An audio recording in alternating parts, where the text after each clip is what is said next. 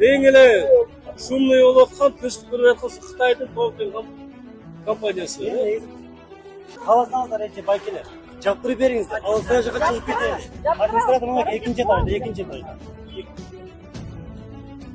Бүгүнкү чыгарылышта тынчтык жаңы конушунда эч кандай тынчтык жок деген тема болмокчу. Видеодон четтебей биз менен бирге болуп туруңуздар.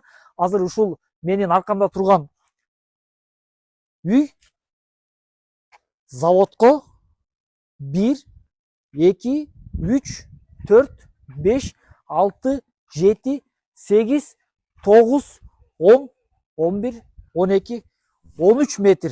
Бул завод ушул 13 метр алыстыкта жайгашкан. Элге кандай жолдор менен иш айтып жатканын сиздерге толук айкын баяндап бермекчибиз. Каналдан четтебей туруңуздар. Сиздер менен мен Азаке, Элуксун YouTube каналы. Эң эле шумный болуп аткан тынчтык бербей Кытайдын Токен компаниясы.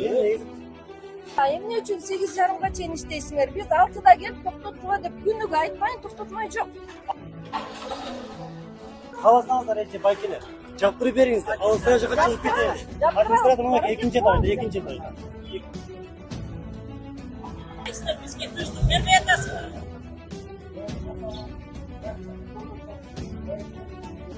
Биз тынчтык конушунун тургундарыбыз ушу жерде чогулганын баары тең себеби ушул жерде Чүй Батыш курулуш организациясы жайгашкан. Бул баягы мурда мамлекеттин карамагында экен, азыр бул частный болуп калыптыр. Бир киши жетектейт, башкарат, бул өзү билгендей эле башкарат. Биякта жумушчулар деле жок андай. Болгону арендага берип коюптур, бияктын баарын теңчи. Токен деп Кытай ишканасына ижарага берип коюптур бу жерде. Ушу Кыргызстан боюнча, Средний Азия боюнча металл, темирдин баарын тең ушул жерге чогултуп келет. Чогултуп келип ушул жерге КАМАЗдап, фуралап, портерлеп, бүт темирдин баары ушул жерге төгөт. Ушул жерге төгүп, ушул жакта элдин тургундарына ушунда тынчтык бербейт да, ушу эртең кечке чейин. Бу жерде 6-чы дем алыш күн, майрам күн деген жок буларда. Эртең кечке чейин. Кааласа түнкү саат 12-де деле экскаваторлор оталдырып жүрө берет.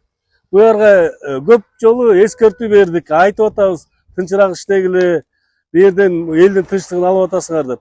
Болбой ушу иштеп, экскаватору танкадай эле жүрөт экен, гусеницадай болуп элечи. Гусеница болуп жүрүп келип, жүргөндө танкадай болуп жердин баары титирет.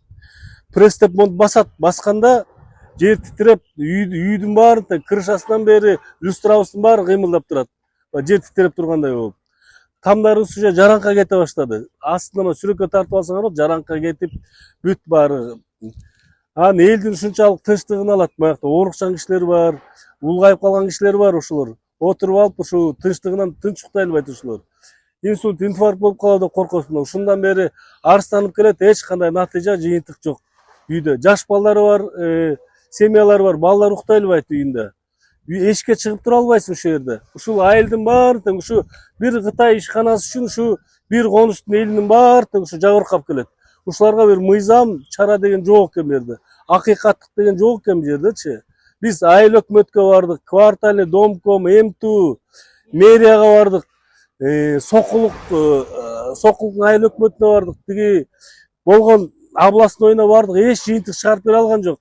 Айлабыз кетип мына немеге кайрылдык. ГКНБга кайрылып, арызыбызды тыштаганбыз эл ушу. Анан ошо арыздын ушу жообун ала албай жүрөбүз ушуга чейин. Ушуларга бир чара колдонгон киши барбы? Мыйзам ушу Кыргызстанда мыйзам иштейби? Биз иштебейт деп эле калдык. Участковый чакырсак анын деле алы келбейт, эчтеке айта албайт. МЧС чакырдык буякта. Көп кишилер чакырдык айыл өкмөттөн, бирок эч ким эчтеке чечип бере алган жок. Буларга алыбыз келбейт дейт. Биздин президентибиз камчылык ташуучуга чара көрө алар бекен? Мына биз арызыбызды берип коюп ушу күтүп отурабыз ушу. Эч кандай натыйжа жок. Кытайлык инвесторлорго нааразычылык акцияларын уюштурган тынчтык коңшусунун тургундарынын айтымында бул жерде эч кандай санитарлык нормалар сакталбай келет. Мындай ишканалар турак жайлардан канча метр алыстыкта жайгашыш керек деген суроо жаралбай койбойт. Чүй Батыш курулуш компаниясы кытайлык ишкерлерге бул жайды 1 миллион 800 миң сомго бир жылга арендага берет. Ал эми тынчтык коңшусунун жашоочулары жылына канча миллион сомдук зыян ден соолугуна келтирип жаткандыгына ким жооп берет деген суроо ачык бойдон калууда. мамлекеттин булар деле бир рабочий да. Булардын чоңдору кайында турат. Чоң базалар, чоң офистер кайында. Экинчиси мына жер бар, мына этаж турат го. Ошол жерде өзүбүздүн кыргыздар башкарат бул жерди, булардын чоңдору. Чоңдор рухсат берип коет, булар келип иштешет. Булар, например, мамлекеттин рухсатсыз эч качан булар келип өз убагында иштешпейт. Бардыгы закон боюнча патент договорун төлөп келип иштешип атат экен. Ошон үчүн ошо биздердин чоңдорго кайрылып, мындан чечсеңиздер деле болот. Негизи бул жактан көчүрүп башка алысыраак жерге алып барса өтө жакшы болот. Бул балап переводчик болот. Элдерде ойлогонсуз. Сайлап турат. Булардын жетекчилерине айтканбыз. Булардын жетекчилерине айтсак дагы, булар аренда алганбыз, билбейбиз деп иштетип атат да, мыйзамдар бузуп алып. 150 миң сомду ай сайын төлөйт бул аренда. Жакшы да көп, ар бир арендага берип салган ушу. Эң эле шумный болуп аткан тынчтык берип аткан ушу Кытайдын Токио компаниясы. Негизи мына жашоочулардын жанында иштеген канчалык туура иш, муну чоңдорго кайрылып айтыш керек. Чынында байке бул жакта биз эми зарплата алабыз, ошону бир аз чыдайбыз эми ушунгачы. Но жаныбызда мына үйлөр кантип чыдайт? Тетиги жанында. Дүкүлдөйт байке. Мына чоң 32 тонна фура келип түшүрсө кандай болот дейсиз? Үнү дуң деп барат да. Ошого деле чындыкка канчалык жараша бул чоңдордун иши. Азыркы мунулардын канчалык мүнөз билбейм, чоңдордун иши. Алар келиш керек, канча текшериш керек, канчалык жакын, канча шум болуп атат. Текшерип сразу көчүрүш керек. Место барбы алысыраак жерге? Хотя бир аз алысыраак, тынчыраак жаккачы. Мына жерде силер жашайсыздар. Бул жерде мындай болуп атат, кандай болот? Бул жакта эгер звук деле чыкпаса, мына жерде заттар бар, кандай бир химиялык заттар, ал жакта жаш балдар бар дегендей. Мусордун ичинде эмне келип атат бул жакта? Радиация темирлер келип түшүп атат. Бул эч ким билбейт канча жандуу болуп атканчы. Бакта түтүндөр чыгып атат. Майда темир нөпүрлөр учуп атат маякачы. Канча нерсе зыяндуу нерсе болуп атат. Чаңдар болот. Бул машинеси от алгандан кийин канча майка түтүн чыгат. Детектин өзү каптайт баардык. Биз уже эме айла жоктон келип атабыз буларга. Булар башка жактан арендага алып алсын талааны. Круглсутка иштей берсин, бизге неме жок, ишибиз жок. Кетсин бияктан булар. Биз ушу тынчтык конушунда жашайбыз. Мына жактан темирлерди заводдо иштетет. Тынчтык жок бизде. Эртең менен таң эрте бул балдарым уктабайт. Таң эрте булар жумушка башталганда булар деле эртең менен как положено турат, кечке чейин уктабайт. Уктаса да кезде темирлерди катуу болуп кеткенде балдарым эшикте ойноп атканда чочуп кетет. Кээде айнектер деле титиреп кетет. Катуу темирлерин таштагандачы. Түнү дагы чочуп чыгышат, ошо тарсылдап күндүз ойноп жатканда чочуп калгандан түнкүсүн дагы чочуп ойгонушат. Мен деле кошпойлумун, ошо чочуп кетем, мен деле чочуп кетем тарсылдаганданчы.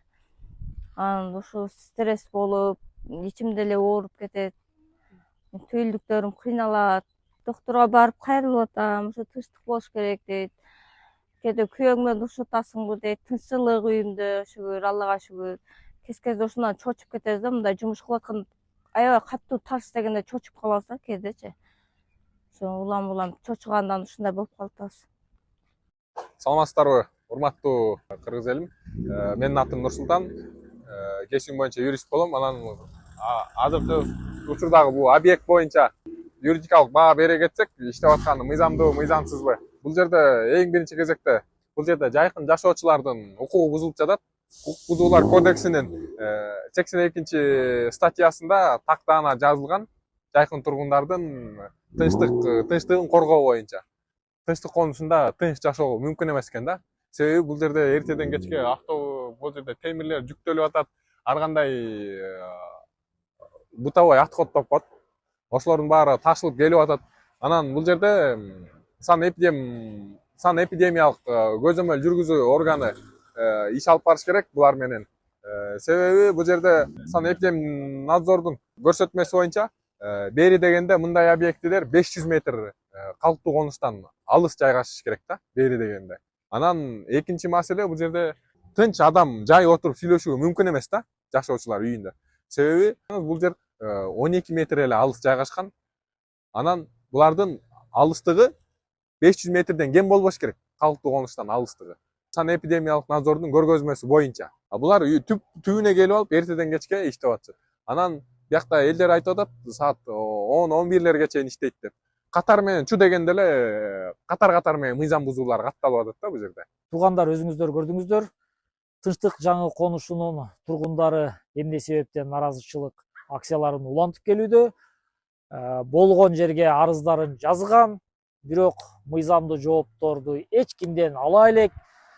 Деги эле суроолор туулбай койбойт. Суроолор бардык бийлик өкүлдөрүнө бизде бар. Ушул инвесторлор алып барып жаткан жумушу канчалык деңгээлде мыйзамдуу же мыйзамсыз, сиздерден жооп күтөбүз. Сиздер менен мен Азаке, Эл Уксун YouTube каналы.